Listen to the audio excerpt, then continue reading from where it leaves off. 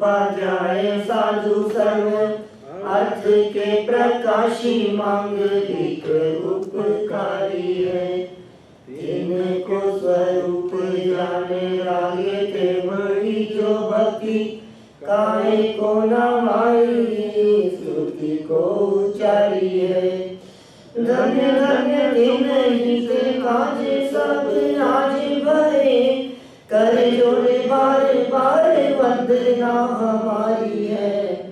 मंगल कल्याण सुख ऐसो हम चाहते हैं, हो मेरी ऐसी दशा जैसी तुम धारी है। हो मेरी ऐसी दशा जैसी तुम धारी है। हो मेरी ऐसी दशा जैसी तुम धारी है। हे अनंत परमात्मा, जैसी आपकी दशा है वैसी ही दशा मेरी भी हो जाए, इसी मंगल भावना से यहाँ ये चर्चा की जा रही है। डलास में सन 2017 का यह शिक्षण शिविर, और इस शिक्षण शिविर में अपनी 13वें मनस्थान के संदर्भ में चर्चा चल रही थी। उस चर्चा को संपन्न करके अभी 14वें मनस्थान तक की चर्चा अपने को यहाँ लेनी है। 13वां मनस्थान किसका नाम है?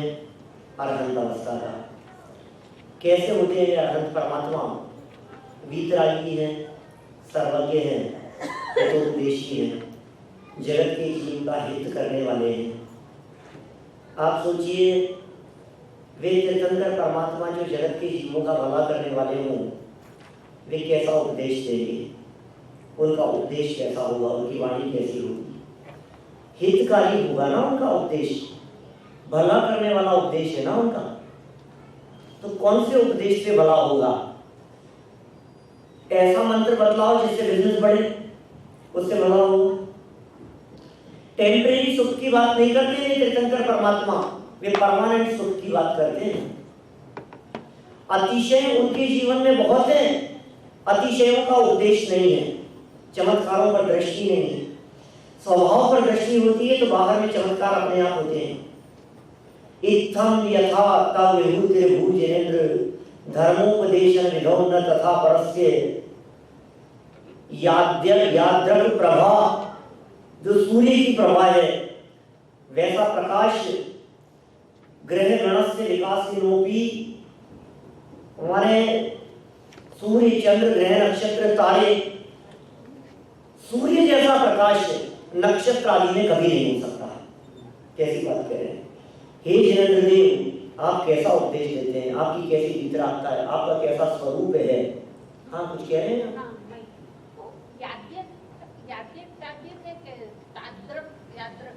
हाँ, याद्रक, हाँ, द्रव, जिस प्रकार की, हाँ, ऐसा अर्थ है उसका, जिस प्रकार की। याद्रक प्रभा, जैसी प्रभा, जैसी रोशनी, ऐसा अर्थ है उसका। और जब भक्तामृत की चर्चा चलेगी क्लास में तो उस विषय के बारे में स्पष्टीकरण होगा। अभी तो हमारी चर्चा यहाँ अरहंत परमात्मा के स्वरूप के संदर्भ में चल रही है। बीच में भक्तामृत स्तोत्र में एक श्लोक आया था कि अरहंत परमात्मा जब विहार करते हैं तो पृथ्वी के, उनके पैरों के नीचे 225 स्वर्ण कमलों की रचना होती है। मेरे पास प्रश्न आया कि वे विहार क्यों करते हैं, वे जाते क्यों हैं इधर से उधर, उन्हें क्या प्रयोजन है? आहार तो करना नहीं है, निहार होता नहीं है, निहार तो जन्म से ही नहीं होता है, फिर विहार की क्या जरूरत है? भव्य भागन बच जोगे वशाली, भव्य जीवों के भाग्य से उनका विहार होता है। जहाँ के भव्य जीवों की पात्रता पकती है उनका विहार स्वयं उधर हो जाता है। विकल्प नहीं आता तीर्थंकर परमात्मा को, बोलने का भी विकल्प नहीं आता, चलने का भी विकल्प नहीं आता, किसी प्रकार का कोई विकल्प नहीं है। लेकिन जिधर के भव्य जीवों में पात्रता जागृत हुई, अपने आप उनका विहार, पृथ्वी से 5000 धनुष ऊपर है और ऊपर ऊपर विहार हो रहा है उनका, फ्लाइट की जैसे। नीचे ऊपर नहीं होगा, आपकी फ्लाइट तो कभी नीचे जाती है कभी ऊपर जाती है, वो तो एक ही लेवल पर रहते हैं। 5000 धनुष वाले लेवल पर ही स्ट्रेट गमन करते हैं। नीचे से समूह शरण विघटित हो जाता है, जहां जाकर के वे रुकेंगे वहां पुनः समूह शरण बन जाता है। ऊपर चल रहे हैं तीर्थंकर परमात्मा। 15 की 15 लाइनें स्वर्ण कमलों की, ऐसा एक कमल बन गया है, एक सेंटर कमल, और 15 की 15 लाइनें, कैसी स्थिति बनती होगी स्वर्ण कमलों की। और उन कमलों के बीच में वे तीर्थंकर परमात्मा खड़गासन अवस्था में, धर्म चक्र आगे चल रहा है, देव लोग साथ में चल रहे हैं, उनके जय जयकार करते हुए, उनकी वाणी की जय करते हुए, देवी ध्वनि की जय जयकार करते हुए, तीर्थंकर परमात्मा के उद्घोष की घोषणा करते हुए, जहां जाकर के सहज भाव से उनकी स्थिति होगी, वहीं पुनः देवों के द्वारा समावशरण की रचना हो जाएगी। और वहां फिर वे भव्य जीव जो आसपास के होंगे, वे उनकी दिव्य ध्वनि सुनने के लिए आएंगे, उनके उपदेश के माध्यम से उन जैसा बनने की पात्रता अपने में प्राप्त करेंगे। तीर्थंकर परमात्मा का हितकारी उपदेश अपने जैसा बनाने के लिए, तुम सा दानी क्या कोई हो। कौन होगा ऐसा दान देने वाला व्यक्ति जो अपने जैसा बना ले। तुम भक्तों को कुछ नहीं देत, अपने समान बस बना ले। भक्तों को कुछ नहीं देते हो, अपने समान बना लेते हो। क्या स्वरूप है भगवान आपका, दुनिया में कौन मिलेगा ऐसा। आपके बगल में आकर के कोई व्यक्ति दुकान खोलना चाहे और आपसे आकर के पूछे कि आप कहां से माल खरीदते हो, किस किस को सप्लाई करते हो, आप बताइए उससे।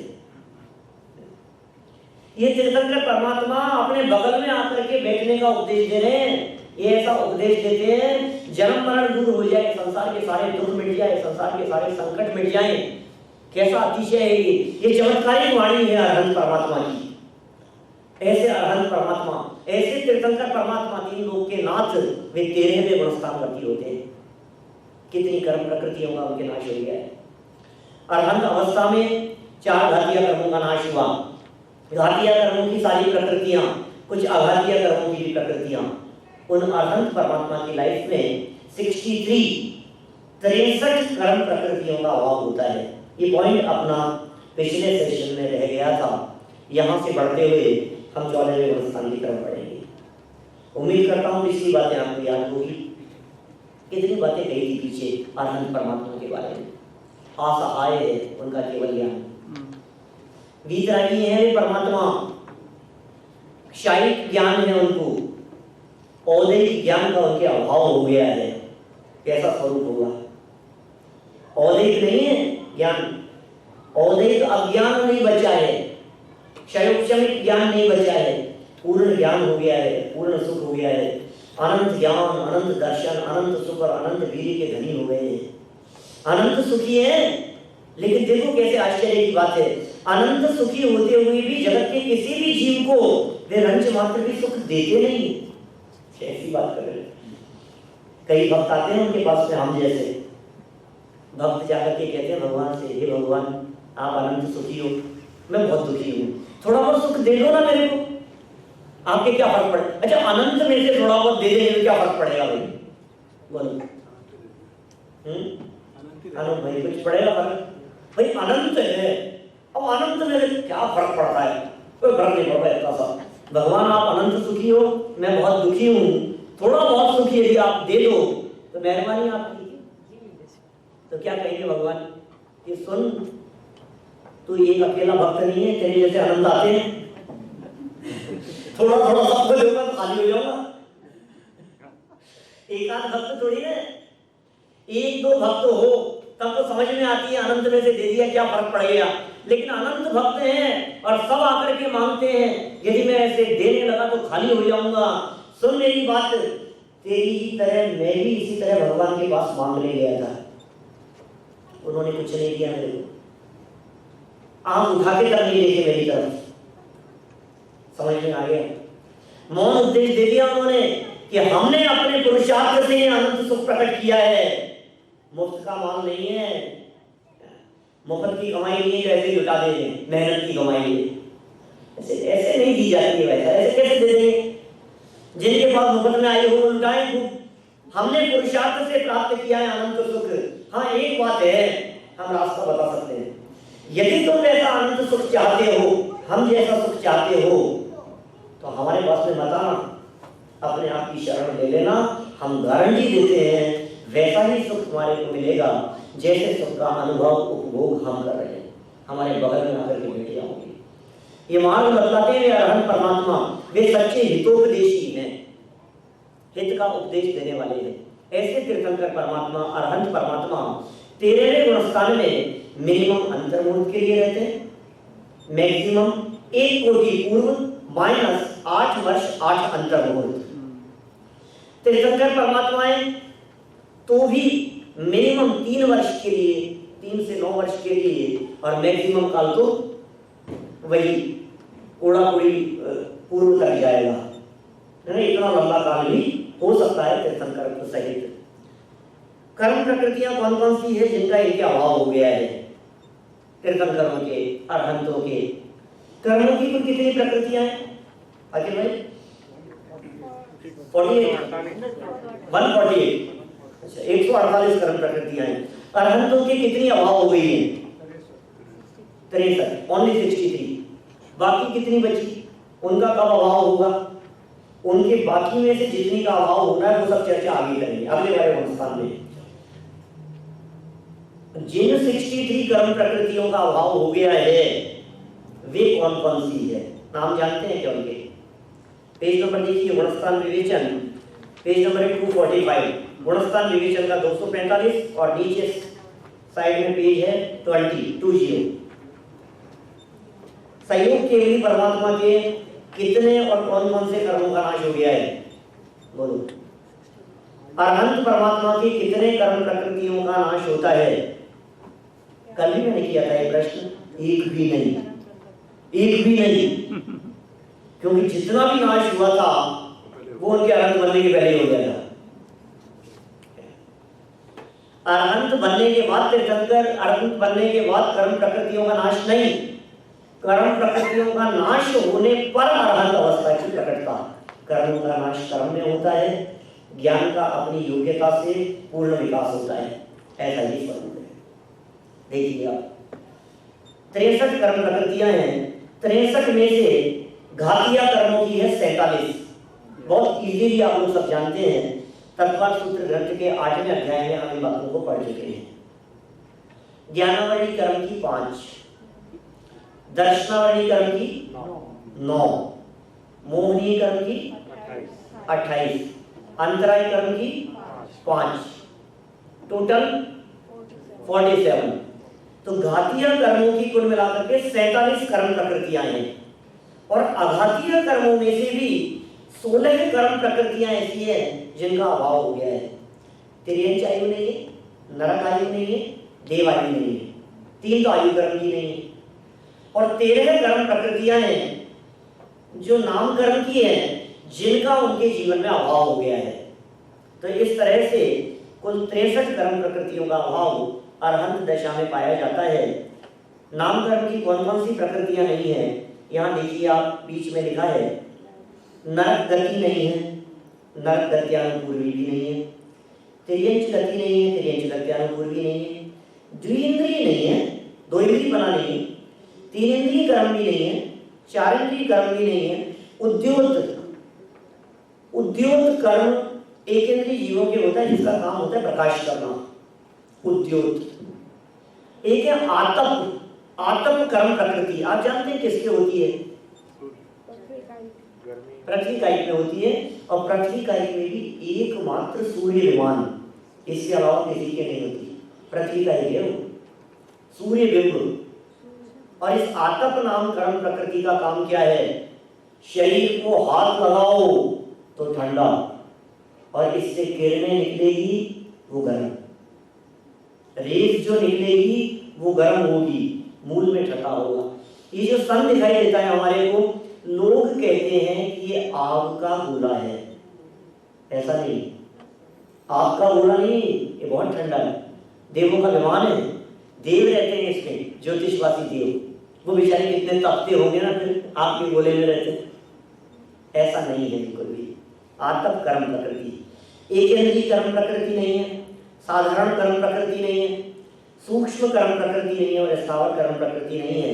इन सर्व कर्म प्रकृतियों का अभाव अरहंतों के जीवन में हो चुका है। इसी तरह की कुछ बातें धवला पुस्तक के आधार पर कही गई है। आगे चलते हैं अपन अयोग के भी गुणस्थान, 14वां गुणस्थान। गुणस्थानों के क्रम में अंतिम, लास्ट क्या नाम है गुणस्थान का? अयोग केवली। अयोग केवली और योग रहित। अयोग केवलियों के शरीर होता है या नहीं होता है? अयोग केवलियों के शरीर तो होता है लेकिन चंचलता नहीं होती, बस अंतिम क्षण है। समझ लीजिए आप, जिसके बाद में निर्वाण की प्राप्ति करनी है। ये 14वां गुणस्थान है, जिस गुणस्थान का काल भी बहुत कम है और इस गुणस्थान में आने के बाद अब परम पद की प्राप्ति होने लगी। लास्ट है ये वो गुणस्थान है जिस गुणस्थान के बाद गुणस्थानातीत हो जाया जाएगा। ये वो गुणस्थान है जो अंतिम है, लास्ट स्टेज है। ये वो गुणस्थान है जिस गुणस्थान को पार करने की भावना से चतुर्दशी के दिन व्रतादित किए जाते हैं। ये वो गुणस्थान है। 8वां गुणस्थान नहीं, 8 कर्मों के अभाव की प्राप्ति की भावना से अष्टमी के दिन व्रत करते हैं लोग। 8 कर्म से रहित होने की भावना से अष्टमी और चतुर्दशी, ये 14वां गुणस्थान। इन 14 गुणस्थानों को पार करने की भावना अंदर में जगती है। इस भावना से वो चतुर्दशी के दिन का महत्व है। ध्यान रखें, इसे रिलेट करते हैं इस तरह से इन सब बातों को।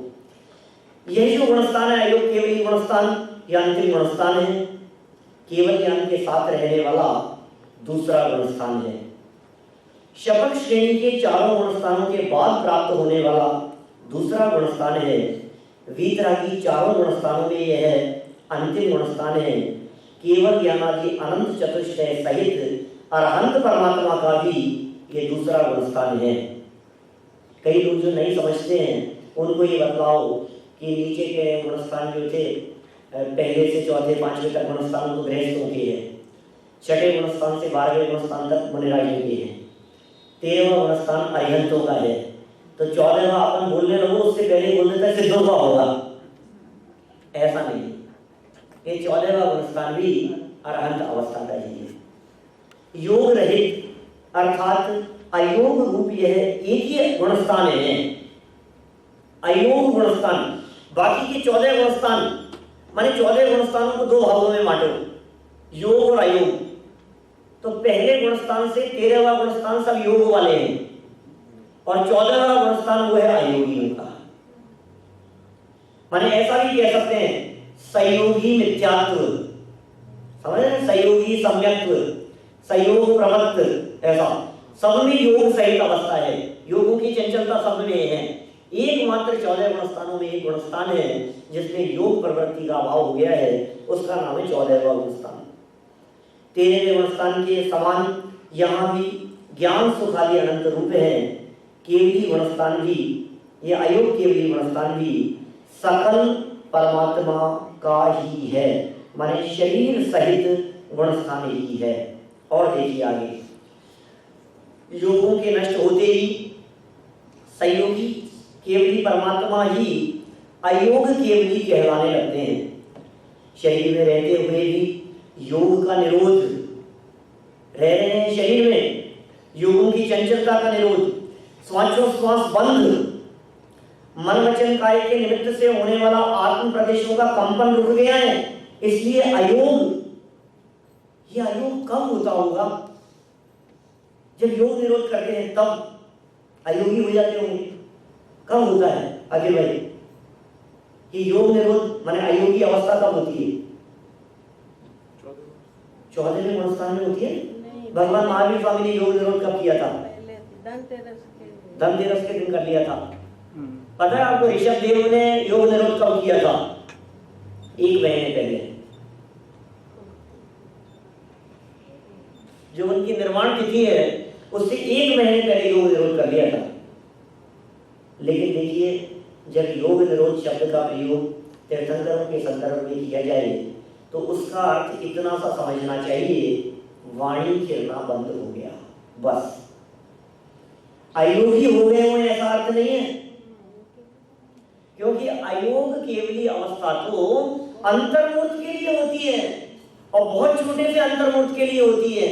और उस अंतर्मूर्त का काल भी बिल्कुल डिफाइंड है, कैसा होगा।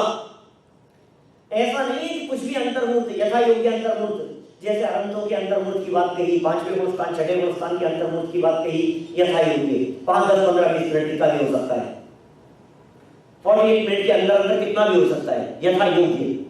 इनका नहीं है ऐसा, इनका तो निश्चित काल है, और वो निश्चित कितना है ये भी काल की चर्चा करते हुए हम देखेंगे आगे। देखिए यहाँ क्या कह रहे हैं, मन वचन काय के निमित्त से होने वाला आत्म प्रदेशों का कंपन रुक गया है।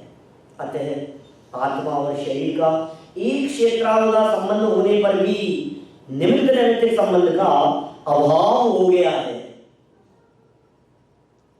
गोमटसार जीव कांड में इसकी परिभाषा बतलाते हुए ये बात कही है, तो देखिए, संपूर्ण शील के ऐश्वर्य से संपन्न, सर्व आश्रम निरोधक, कर्म बंध रहित जीव की योग रहित वीतराग सर्वज्ञ दशा को अयोग के भी गुणस्थान कहते हैं। इसके नाम की अपेक्षा से क्या विचार करें, वही सब नाम है जो अनंत भगवान के थे, वही सारे के सारे नाम रिपीट होंगे। अनंत कह दो, अरियंत कह दो, अनुअंत कह दो, अयोग केवली कह दो, केवली कह दो, तीर्थंकर कह दो, कितने सारे नाम हो सकते हैं, परम ज्योति, निष्कम, परमात्मा, ये सब उनके पर्यायवाची नाम है। चलिए क्या कह रहे हैं आगे, 111 नेक्स्ट पेज पे देखिए, अयोग केवली को सकल परमात्मा कहने में दोष आता है क्या? अयोग केवली है, सकल परमात्मा कैसे कह रहे हैं इनको? ये कह रहे हैं कुछ दोष नहीं आता, क्योंकि अयोग केवली गुणस्थानवर्ती अरहंत परमात्मा प्रत्यक्ष में शरीर सहित है, इसलिए सहयोगी स क और ल सकल, सकल परमात्मा है ना। कल माने होता है शरीर, कल शब्द का अर्थ क्या है? शरीर, और स माने है सहित। तो सकल परमात्मा वे होते हैं जो परमात्मा शरीर सहित होते हो, वे सकल परमात्मा हैं। तो 14वें गुणस्थान में शरीर का सद्भाव होने से वे सकल परमात्मा ही कहलाते हैं। इस गुणस्थान में चारों अघाती कर्मों में से 85 कर्मों की सत्ता है। कितने कर्म हैं यहाँ इस गुणस्थान में? 85 कर्मों की सत्ता है। टोटल कितने थे? 148। अरंतों के कितने चले गए? 63। अब कितने बचेंगे? 85 बचेंगे ना। तो 13वें गुणस्थान से पहले तो चले गए थे 63, तो 14वें गुणस्थान में कितने होंगे? 85। लिखा तो ऐसा ही है यहाँ पर भी, लेकिन नियम नहीं है ऐसा कि 85 कर्म प्रकृतियों की सत्ता हो सकता है कुछ जीव ऐसे भी हों जिनके 85 की सत्ता नहीं हो, जिनके 84 की सत्ता हो, 84। हो सकता है कुछ जीव ऐसे हों जिन जीवों के 84 नहीं, जिन जीवों के 81 की सत्ता हो सकता है कुछ जीव ऐसे भी हों जिन जीवों के मात्र 80 कर्म प्रकृतियों की सत्ता हो। क्लियर हो जाएगी ये बात, थोड़ा सा कंसेप्ट समझना है, कर्म योग की बात है, थोड़ी सी बात है, इसलिए थोड़ा गहराई से समझ लो क्या कहना चाह रहे हैं। देखिए, 2 कर्म प्रकृतियां ऐसी है महत्वपूर्ण जो सत्ता में नहीं भी हो सकती है। अच्छा, जो जीव सामान्य केवली है, सामान्य केवली अरहंत अवस्था में 13वें गुणस्थान में, उन लोगों के 63 कर्म प्रकृतियों का तो अभाव हो गया। अब आपका ये कहना है कि भाई कि 85 कर्म प्रकृतियां होंगी सत्ता में। मैं कह रहा हूं यदि वे तीर्थंकर नहीं है तो तीर्थंकर कर्म प्रकृति की सत्ता कहां से आएगी? उनकी सत्ता में नहीं है तो उनकी कितनी कर्म प्रकृतियों की सत्ता होगी? जो जीव तीर्थंकर कर्म प्रकृति के सत्व वाले नहीं है, तीर्थंकर कर्म प्रकृति की सत्ता वाले नहीं है, उनके 63 नष्ट हो जाने पर भी अभी सत्ता में सिर्फ 84 कर्म प्रकृतियां हैं। क्लियर? कहीं तो नहीं है बात। कुछ जीव ऐसे हो सकते हैं जिनके 4 कर्म प्रकृतियां हैं। एक है आहारक शरीर, एक है आहारक अंगोपांग, एक है आहारक बंधन, एक है आहारक संघात। 4 आहार वृद्धिधारियों की होती है। जिन जीवों की लाइफ में आहार वृद्धि प्रकट हुई थी, समझना, आहारक रिद्धि प्रकट हुई थी, फिर अरिहंत हो गए, तो 13वें गुणस्थान में 63 चले गई, लेकिन वे आहारक कर्म प्रकृति अभी सत्ता में है, तीर्थंकर नहीं है, उनके 84 रहेगी सत्ता में। ध्यान देना, समझने की कोशिश करना, अभी समझ में आ जाएगा तो हमेशा समझ में रहेगा, ठीक है ना। हमेशा 85 मत मानना। 84 किसके हुई? जिनके तीर्थंकर नहीं है लेकिन आहारक वाली 4 भी हैं, ठीक है। अच्छा, जिनके तीर्थंकर कर्म प्रकृति भी नहीं है और आहारक वाली भी 4 कर्म प्रकृतियां नहीं है, उनके सत्ता में है ही नहीं, कभी बंदी नहीं थी, सत्ता में नहीं आई, तो कितनी होगी? 80 हो जाएगी। माने ऐसे जीवों के 80 कर्म प्रकृतियां भी सत्ता में हो सकती है। अच्छा, कितने ऑप्शन हो गए अभी तक? 85, 84 और 80। एक और ऑप्शन है 81। 81 किसके हो सकती है बताओ? सोचो जरा। जिनके आहारक नहीं हो लेकिन तीर्थंकर। बहुत सुंदर। क्या? तीर्थंकर प्रकृति तो हो लेकिन आहारक आदि नहीं हो, तो कितनी होगी? 81 और बाकी 4 नहीं है। तो जिन जीवों के यथा योग्य 13वें गुणस्थान में जितनी कर्म प्रकृतियों की सत्ता होगी, 14वें गुणस्थान में उतनी ही कर्म प्रकृतियों के नाश की व्यवस्था वहां बनेगी, ठीक है। यहाँ 85 कर्म प्रकृतियों की सत्ता की बात कही है, उसे सामान्य कथन समझना, विशेष रूप से 80, 81, 84 और 85 मैक्सिमम की अपेक्षा से 85 शब्द की बात कही है। सम्यक दर्शन कौन सा है? बोलो, सम्यक दर्शन कौन सा है? परम अवगाहन सम्यक है, कोई बात ही नहीं है। अच्छा, चारित्र कौन सा है 14वें गुणस्थान में? परम यथाख्या चारित्र होगा, उसमें भी कोई दिक्कत नहीं है। काल की अपेक्षा से बात करो, बहुत मार्मिक बात है। काल कितना है उनका? 14वें गुणस्थान का काल कितना होगा? तो कहा अंतर्भूत है, उसमें क्या दिक्कत है? कि नहीं भाई साहब, अंतर्भूत बहुत तरह के होते हैं, आपको पता है। अंतर्भूत एक समय से शुरू होता है, क्लास चल रही है अपनी, ये भी अंतर्भूत के लिए चल रही है। 1 घंटे की क्लास है, मान लो ये वाली अपनी अभी, तो कितने क्या है ये? अंतर्भूत की क्लास है। अंतर्भूत में केवल ज्ञान की प्राप्ति भी हो सकती है। दूसरे गुणस्थान का काल भी अंतर्भूत है, और 8वें, 9वें, 10वें, 11वां छोड़ दो 12वां, इन सब गुणस्थानों का काल 6ठे 7वें गुणस्थान से लेकर सबका अलग अलग काल भी अंतर्भूत है, और सबको मिला दो तो मिलकर के भी अंतर्भूत है। यहाँ कौन से अंतर्भूत की बात है? बड़ी प्रसन्नता का विषय यह है कि 14 गुणस्थानों में एकमात्र 14वां गुणस्थान ऐसा है जिस 14वें गुणस्थान के अंतर्भूत काल की डेफिनेशन दी गई है शास्त्रों में। कितना लंबा काल होगा, बाकी कहीं नहीं मिलेगी। 6ठे गुणस्थान का काल कितना? अंतर्भूत। अब कितना अंतर्भूत ये पता नहीं था, कभी जो भी हो, सेकंड के अंदर वाला भी हो सकता है और पौन घंटे वाला भी हो सकता है। 7वें का कितना, 8वें का कितना, कह नहीं सकते साहब, हम बता नहीं सकते कितना होगा। इस 14वें गुणस्थान का काल बताया जा सकता है। इस 14वें गुणस्थान के काल के बारे में चर्चा की है और निश्चित काल बताया है। और कितना काल है 14वें गुणस्थान का? 5 लघु अक्षर प्रमाण। क्या लिखा है देखो यहाँ, 5 ह्रस्व स्वरों अ इ उ अरे री, कितना काल लगेगा? अ इ उ री, कितना काल लगा? जितना टाइम लगा ना इसको बोलने में, अ इ उ री, बस इतने उच्चारण का जो काल है, इतने पर्यंत अंतर मुहूर्त काल में वे जीव 14वां गुणस्थान पार करके सिद्ध बन जाते हैं। कैसा स्वरूप होगा, कितना काल होगा।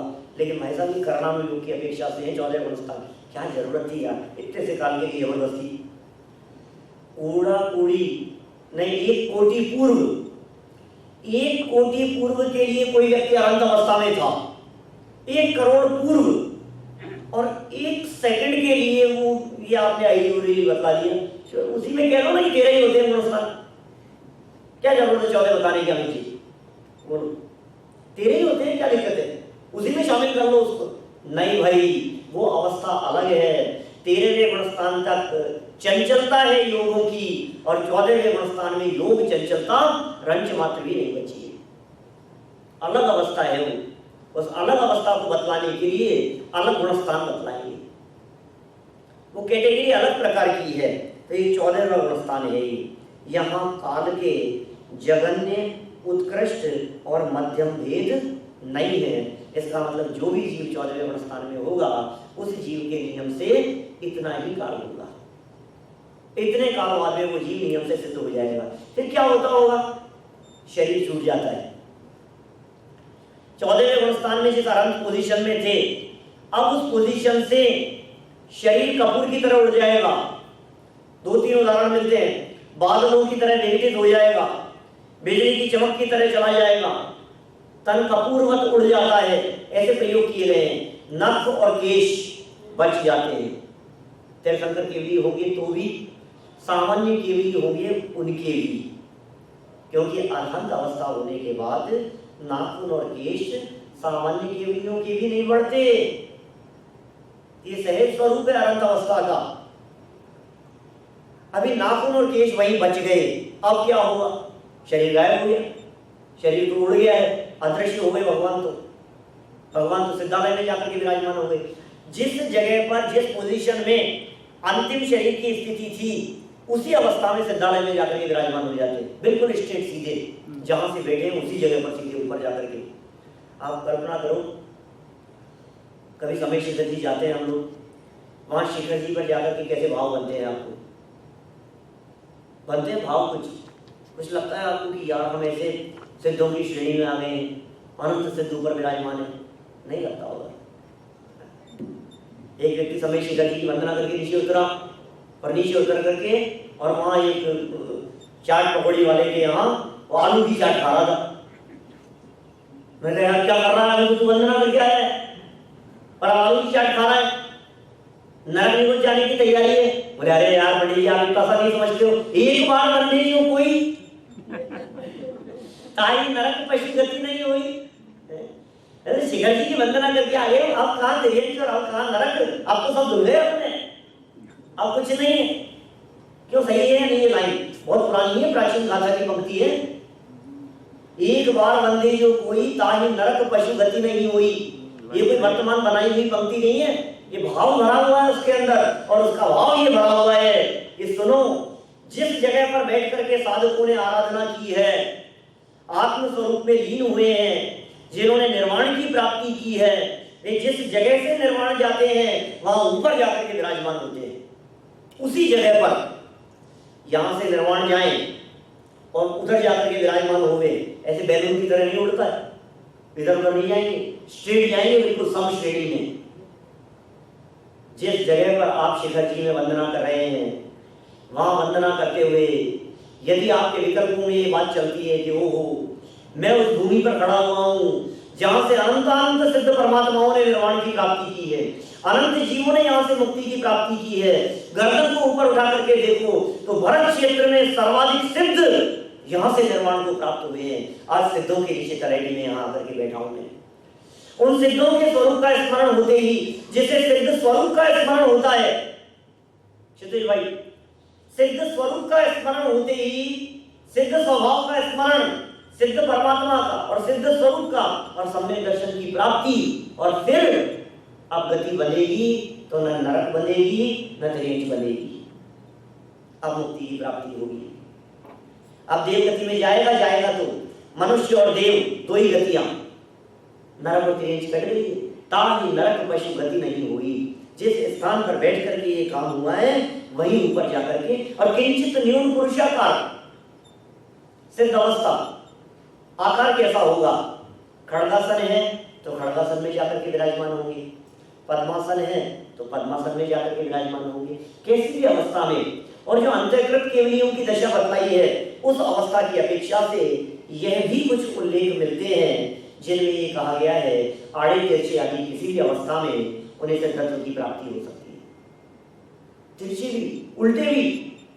अच्छा, आप लोगों ने ऐसा सुना होगा कि सिद्ध दशा की जब प्राप्ति होती है तो सर तो बराबर होते हैं और पैर ऊपर नीचे होते हैं, ऐसा सुना है ना? ऐसा नहीं हो सकता कि किसी का सर जहां है वहां किसी का पांव हो, नहीं हो सकता? मैं कह रहा हूँ हो सकता है।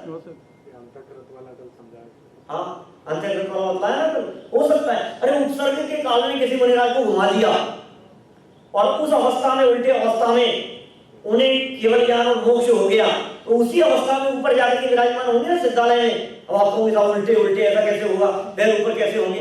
अरे उल्टा सीधा तो तुम्हें दिख रहा है शरीर से, आत्मा में क्या उल्टा सीधा? आत्मा भी उल्टी सीधी होती है क्या? आत्मा का स्वरूप उल्टा, आत्मा उल्टी हो गई होगी। ये आत्मा के प्रति शरीर में निरंतर चक्कर लगाते रहते हैं, घूमते रहते हैं, इसलिए उल्टे सीधेपन का कोई सवाल यहाँ नहीं उत्पन्न होता है। देखिए, जघन्य, मध्यम और उत्कृष्ट की अपेक्षा से एक ही समान यहाँ काल कह दिया गया है। अ ई उ री ली, इतना सा काल, इतने से उच्चारण में, बोलने में जितना काल लगेगा।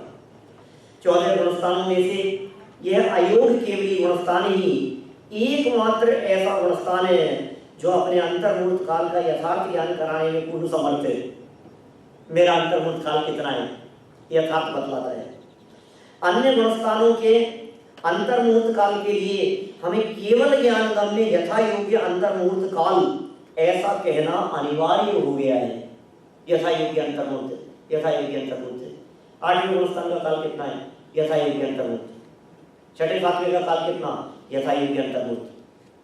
लेकिन 14वें गुणस्थान के लिए कितना बड़ा अंतर्मुहूर्त? यथा योग्य नहीं, अयोग्य, इतना सा। क्योंकि अंतर्मुहूर्त के यथार्थ निर्णय के लिए 14वें गुणस्थान के समान कोई मापदंड हमारे पास में नहीं है दूसरे गुणस्थानों को बतलाने के लिए। गमनागमन बतलाइए, सब जानते हैं 14वें गुणस्थान के बाद में गमन कहाँ होगा? सिद्धालय गुणस्थान थी, तो 14वें गुणस्थान से कहाँ पहुंचे? सिद्धालय में पहुंच गए। आए कहां से थे? 14वें गुणस्थान में, 13वें गुणस्थान से। इसलिए 14वें गुणस्थान से तो सिद्ध दशा की तरफ माने ऊर्ध्वगमन ही होता है, और 14वें गुणस्थान में आगमन मात्र संयोग केवली गुणस्थान से ही होता है। चलिए और आगे कुछ विशेष बातें कर्म प्रकृतियों के अभाव के बारे में। अयोग केवली गुणस्थान के कुछ पूछना? जीव जो निकल जाते हैं शरीर में से, वो तो पहले ही निकल जाते हैं। 13वें गुणस्थान में भी नहीं होते, 12वें में चले जाते हैं, 12वें के अंत में। 13वें गुणस्थान में भी जब परम औदारिक शरीर होता है ना, तो वो परम औदारिक शरीर निगोद रहित होता है। हम लोगों का शरीर है वो है औदारिक शरीर, हमारे शरीर का नाम है औदारिक। और औदारिक शरीर में ही जब परम विशेष योग्यता आती है तो वो शरीर हो जाता है परम औदारिक। सुबह कहा था ना, जैसा यत्ते समान अपरम नहीं रूप मस्ती तावंत एव खरुत्ते प्रणवह प्रतिज्ञाम।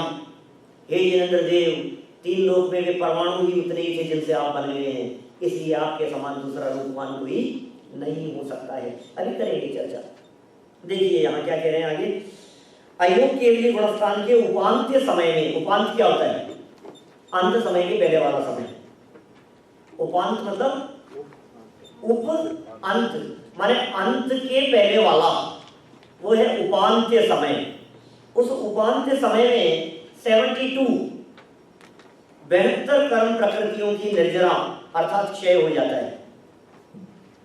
72 कर्म प्रकृतियों का नाश हो गया वहां, और अंतिम समय में शेष 13 प्रकृतियों का भी नाश हो जाता है। करते नहीं है। देखो आप, क्या गजब स्वरूप है इन अनंत परमात्मा का। हम कितना कितना गर्व करते हैं, हम ये कर देंगे, वो कर देंगे, इसको नष्ट कर देंगे, उसका नाश कर देंगे, इसका ऐसा सुधार बिगाड़ कर देंगे। सुनो, ये कर्म प्रकृतियां जो घातियां, जिनके उदय में थोड़ी बहुत पावर दिखाई देती थी जगत के जीवों में, वो तो पहले नष्ट हो गए। आघातिया कर्मों की पावर के बारे में क्या कहा है शास्त्रों में? जली जेवड़ी वत। आघातिया कर्मों में कितनी ताकत है? जेवड़ी जानते हैं? वो हाँ, वो जो भी है, क्या कहते हैं उसको, रस्सी, रोप, रस्सी है उस तरह की जिसमें वो कांटे जैसे होते हैं ना, हाँ, चुभने वाले, वैसी जो रस्सी है। सेंद्री, क्या सेंद्री भी कहते हैं। सेंद्री, सेंद्री ब्राउन कलर की गुजराती में कहते हैं, हाँ ब्राउन कलर की होती है। वो रस्सी कहीं रखी हुई हो अब वो रस्सी रखी हुई है और उसमें आग लग गई। आग लग गई तो पूरी की पूरी जल गई और जल करके पूरी रस्सी काली हो गई। लेकिन पता है, रस्सी जल गई लेकिन बल नहीं निकला। ये तो कहावत है ना, माने जली हुई रस्सी जो पड़ी होती है वे वैसी की वैसी, ऐसा लगता है ब्लैक कलर की रस्सी पड़ी हुई हो, लेकिन पावर कितनी है उसमें। ये ऐसा टच हो ना तो उड़ता है वो, ऐसे फूंक मारो तो उड़ जाती है, इतनी ताकत है उस रस्सी में। इसी तरह से अरहंत परमात्मा के घातिया कर्मों को नष्ट हो जाने के पश्चात अब जो अघातिया कर्म बचे हैं उनमें इतनी सी पावर बची है। कितनी सी पावर है? 13वां गुणस्थान में आने के तुरंत बाद से ये स्थिति हो गई और अभी 13वें गुणस्थान में कितने लंबे काल तक रहेंगे?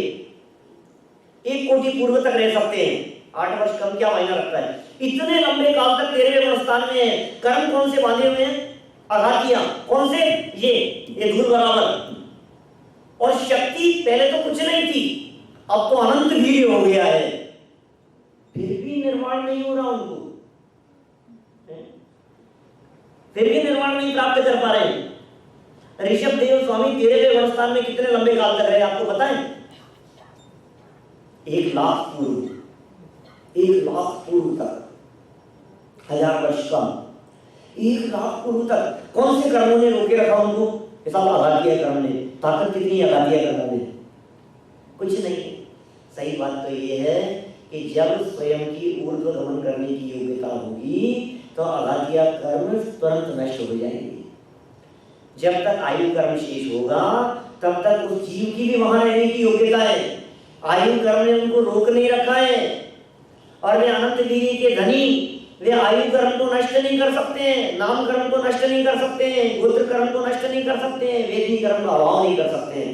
सोचो, वे अनंत वीर्य के धनी जब ऐसे धूल बराबर अघातिया कर्मों का कुछ नहीं कर सकते हो और आप कहते हो हमारे को हाथी के संकट से बचा लेंगे, सांप के संकट से बचा लेंगे, समुद्र में डूबते हुए बचा लेंगे, हमारे साथ में ऐसा कर देंगे, वैसा कर देंगे, क्या क्या करेंगे वो लोग? भगवान कर सकते हैं? वो अपने धूल बराबर कर्मों को नष्ट नहीं कर रहे, नहीं कर सकते हैं। सच्चाई है कि पर द्रव्य में तुम्हारी चलती नहीं है, पर द्रव्य में चल ही नहीं सकती है। वे अघातिया कर्म जड़ है, अचेतन है, उनमें हमारी कहाँ चले। और फिर देखो अब उसमें भी कैसा चक्कर है। 85 थी ना, 85 में से लास्ट समय में तो जाती है 13 और उससे पहले वाले समय में जाती है 72। अब इनमें भी क्या चक्कर है? एक साथ ही निपटा होना, क्या उतना आधा करते हो? 85 रुपये बची थी। अब जब आपने 72 चलाई है तो 13 का क्यों रखिए अंतिम समय के लिए? रखिए कौन? वस्तु का स्वरूप है। यहाँ गुणस्थानों की चर्चा में करने धरने के लिए कुछ नहीं है। 14वें गुणस्थान की चर्चा या अंतिम चर्चा संपन्न हो रही है अपनी यहाँ पर, करने का विकल्प अंश मात्र भी नहीं है और सोच सोच करके गुणस्थानों पर चला जाता भी नहीं। कोई व्यक्ति विचार करे कि बहुत समय हो गया 6ठे 7वें में, अब तो मैं 6ठे में नहीं आऊंगा, अब तो 8वें में ही जाऊंगा, इतने हाथ में नहीं। अपने हाथ में क्या है? बस वो काम कर कि क्या है तेरे हाथ में? अपने त्रिकाल स्वरूप की दृष्टि, वो तेरे हाथ में। पर में नहीं चलती, अपने में चलती है, अपने में चलाओ। बेहतर चलेगी उपांत समय में और अंत समय में तेरे प्रकृतियों का भी नाश हो गया। इन कर्मों के नाश के समय ही संसार अवस्था का भी व्यय हो जाता है और सारी अनंत काल के लिए सिद्ध दशा का उत्पाद होता है। योग के अभाव के कारण अयोग के भी को अब ईर्ष्यापत आश्रम भी नहीं है। ये आश्रम भी पढ़े थे अपन तत्वार सूत्र में पहले। सकषाय अकषायो सांपराई ईर्ष्यापथयो, ऐसा सूत्र है। सकषायी जीवों के सांपरायिक आश्रम होता है, जिनके कषाय नहीं है ऐसे 11वें 12वें और 13वें गुणस्थान के जीवों में ईर्ष्यापथ आश्रम होता है। ईर्ष्यापथ माने धूल डालो दीवार पर, चिकनी नहीं है, सूखी दीवार है, टच होकर के गिर जाती है। ऐसा ईर्ष्यापथ आश्रम 13वें गुणस्थान तक तो होता था, अब 14वें गुणस्थान में तो वो भी नहीं है, खत्म हो गया है सब खेल। यहाँ महाराज के 84 लाख उत्तर गुणों की शील संबंधी 18,000 वेदों की पूर्णता इस अयोग केवली अवस्था में ही होती है। फिर श्रावक की बात कही है, श्रावक के भी शील गुण होते हैं क्या, उत्तर गुण होते हैं क्या, कि हाँ श्रावक के जीवन में भी यथा योग्य गुणों की प्राप्ति होती है। तो इस तरह से ये कुल मिलाकर के जो 14 गुण स्थानों की चर्चा है, ये पूरी चर्चा यद्यपि संपन्न हो गई है, लेकिन फिर भी चर्चा अधूरी है अभी। कब तक? जब तक कि सिद्ध दशा नहीं हो जाए, क्योंकि अंतिम लक्ष्य तो हमारा सिद्ध दशा की प्राप्ति है। सिद्धता की प्राप्ति का लक्ष्य ही पूर्णता का लक्ष्य है, और पूर्णता के लक्ष्य के बिना तो शुरुआत ही अधूरी है। ये सभी गुणस्थानातीत ज्ञाय भगवान आत्मा के अवलंबन से, गुणस्थानातीत ज्ञाय भगवान आत्मा के लक्ष्य से, उसमें लीनता से हमारे जीवन में प्रकट होते हैं। हम सभी अपने स्वभाव की दृष्टि पूर्वक इन सभी गुणस्थानों को पार करते हुए अल्पकाल में सिद्ध दशा की प्राप्ति करें, इसी भावना से बात को विराम देता हूँ। नेक्स्ट सेशन में हम लोग सिद्ध परमात्मा की चर्चा करेंगे। बहुत ही सुंदर मार्मिक चर्चा है सिद्ध भगवान।